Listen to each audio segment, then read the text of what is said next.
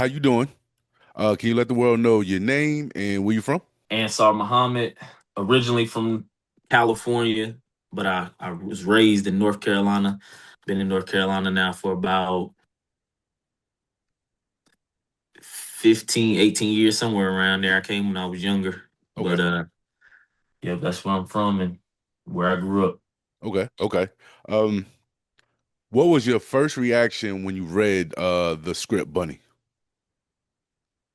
First initial reaction was this a little creepy. But so I was thinking, how can I get my grandmother to watch it? But like my initial reaction for being able to be a part of the script was hmm like this is fire because Okay, this is actually the my favorite type of movies that I like to watch and films I like to watch, shows I like to watch. So it's gonna be dope to actually be able to be a part of one. okay. How do you like to collaborate with your scene partner during rehearsals or scene partners during rehearsals? Yes. Um, I feel like the best way to collaborate is to build a natural chemistry first. hmm So instead of just jumping straight into collaborating on let's read these scenes together, I want to have a normal conversation first so we can get some kind of connection going.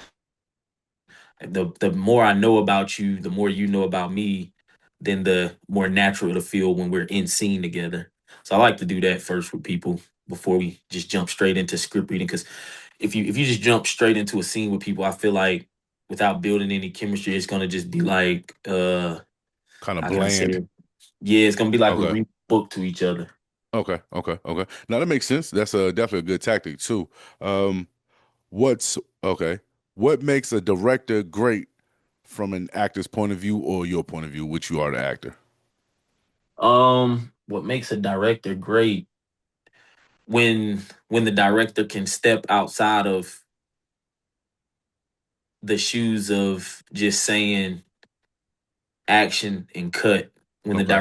When the director actually gives a directive, when the director is really paying attention to what's going on and not just trying to get a scene in and out, which of course everybody wants to be in and out of a scene, but hmm when the director actually throws those pointers out, like, hey, it may look better if you do it this way. Let's try that. If that doesn't work, we'll try this. And then let's make it really look like a scene. Let's make this thing look legit instead of looking like we're acting. Okay. Basically, in short, it's like giving out guidance or direction, however somebody might want to say it. Okay. Yes. Okay. Yes. Okay. Okay. Yeah, definitely. That was a good answer. What's one behind the scenes moment you'll never forget in your career? You don't have to say the name of the project, but yeah, what stood out to you? Um, behind the scenes moment. Probably learning how to step like a fraternity. The behind the scenes of that is something I'll never forget just because of Okay. the extensive training of learning how to step the proper way to Okay. not, let down that actual fraternity. Oh, this was up. Oh yeah, definitely. Was it did you have like long hours for that?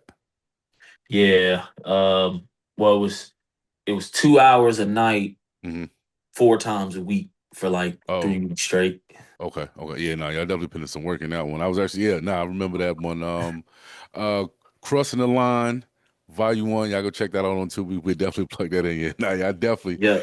Um, I was there not for the rehearsals, but on set doing audio and watching, or from the outside looking in, it looked like y'all was a fraternity, so I couldn't tell the difference. So Yeah, yeah, it y'all was did a y'all lot. thing on that. Yeah, y'all definitely go check that out there. Y'all definitely go check that out. Um, Let me see. How do you build a character's internal world, the thoughts we never see? Hmm. Read that question again. I got you. Yeah, I was thinking. I wrote these while I was in class. I was supposed to be listening to the teacher. All right. How do you build a character's internal world, the thoughts we never see? Or to elaborate more is how do you build the thoughts of the actual character in the movie to give out the actions that we see? Um, Turning myself into that person. The way I kind of look at it as there's a great actor. He's been in the game for a long time, Bill Duke, hmm and he says he's never when he's booked, they don't book him to play that character. They book him to become that character. Okay, that's what's And up. so that's how we take a character from the internal character that we know is inside and then bring it out on the outside for the physical presence of the film.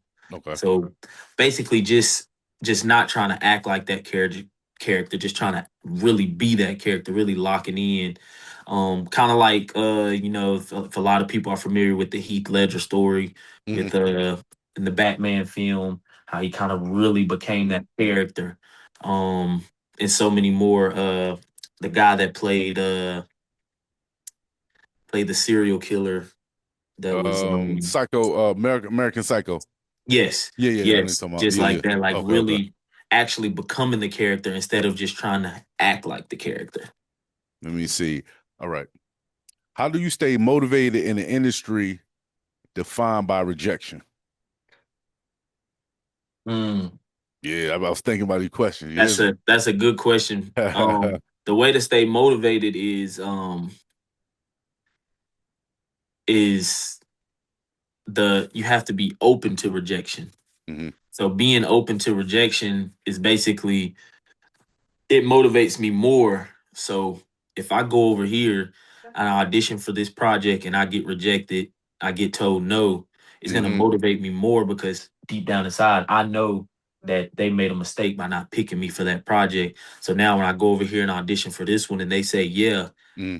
I'm motivated to really slay this project because I was rejected for this other project. So basically I take the rejection and I turn it into a positive thing because I'm going to use that rejection to basically motivate me to show the world like, hey, later down the road, 10 years from now, I can say I was supposed to be a part of that project. Hmm. And they say, well, dang, as good as you did in this project, they should have picked you.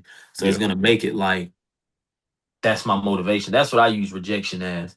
It's motivation for me.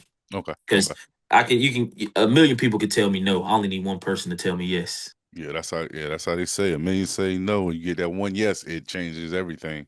Absolutely. Definitely a good answer. Yeah, like I said, I was thinking before I wrote these questions. They ain't just give you anything, you know.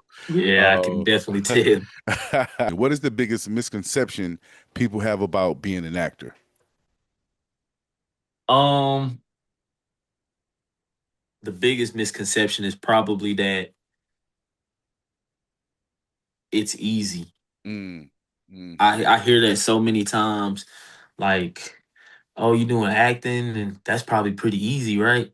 mm, Um, and the reason that's a misconception is just because they don't see the grit work. They don't see when you as the writer you sit down and you start writing that project and then now you're selecting your cast and mm, now the countless hours on Zoom calls x amount of nights a week learning the script and first you're learning the script you're reading it off the paper now the the weeks closer to filming those weeks where you're actually acting out mm, through Zoom they don't get to see all that they don't understand mm, the the moments where you might actually see on screen that I look like I'm in deep conversation with somebody, but I'm mm. actually pantomiming. Nothing's coming out of my mouth, but I have to make it look like we're really talking. So they all just think it's all fine and dandy, like, oh, it's just like reading a book, but just saying it out loud. Mm. They don't see that grit work, so they all say, oh, that's probably easy to do. I'm pretty sure anybody can do it.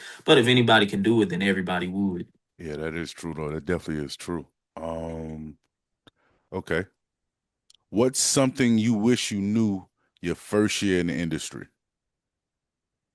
Um, I wish I knew quality over quantity. Mm, I was gun ho on I want to be in front of a camera every week. mm, I want to be doing a different project every month. okay. But I wish I would have learned that pick the right quality first. Like don't just jump on anybody production just because they say they're filming a project. Mm, Um that's what I really wish I would have learned. okay. Yeah, that's really what I wish. Okay. Okay. What do you feel separates a good actor from a great one? Mm. I think what separates a good actor from a great actor is the ability to block out the noise, Hmm. the ability to. It's so easy on set. There's a lot of stuff going on set at all times, and a good actor, he can be good, but he's engaging in all the nonsense that's going on around the set. A great actor is going to remove himself and mentally and physically be preparing for his next scene while everybody else is over there laughing and joking. You'll notice the great actors are sitting off to the side and they're locked in the character. They're even if they know the script already front to back, they're still locked in, rereading the script every Hmm. free second they get and Okay. just always mentally preparing. And the good actors, they come to set as themselves, do the scene as their character, Hmm. and then go back to themselves. The great actor, from the first day they show up to set to the last time that director says cut, Hmm. they're that character. There is no in between. Yeah, that's true. Um, Before we get up out of here, if you can tell an actor, male or female, any piece of advice, what would you give them? Know your worth. Know Mm. your worth. Can you expound on? Can you expound on that just a little bit more? Yeah. So a lot of people, a lot of people will try to have you be a part of their project because you don't want to be a part of a project that's more beneficial to them than it is to you. It's a two-way street. Hmm. So for instance, there's some people coming into the acting game that have tens of thousands of followers on social media. So some of the smaller productions are not only using them because they feel like they have actual talent. They're Hmm. using them because I want your fan base, which is Okay. fine, but make sure you're getting something in return for it. Okay. And don't always fall for the I want you to be in my film, but and I'll feed you, and that's it. Like just know your worth. Yeah, Yeah. just knowing your worth. Yeah. Now I got But you there. also, it's a two-way street with knowing your worth. Hmm. Don't oversell yourself. Hmm. Don't come to set because you have those tens of thousands of followers and say that means my salary is gonna be $1,000 a day, Hmm. but you've never filmed before. Okay. So sometimes you can also overpricing yourself can get you out of work. Hmm. So it's a one-way thing. Know your worth. Don't let anybody pay you what you're less than. Hmm. What you're Just make sure you're getting paid what you're really worth. But it's like I said, it's knowing, hey, I'm not that cheap, but also knowing, hey, I'm not that expensive. Okay. Like basically having a balance. Yes, Okay. Okay. absolutely. Okay. Definitely. Once again, can you let the world know who you are and where you from? I'm Ansar Muhammad, born in California, raised in North Carolina. Hmm. And you can find me on social media platforms on Instagram, Ansar_M5, on Facebook, just Ansar Muhammad. Hmm. Um, I got to make a new TikTok, so I can't give out that name right now. Um, All but right. yeah, once again, Instagram, Ansar_M5, Mhm. Facebook, Ansar Muhammad.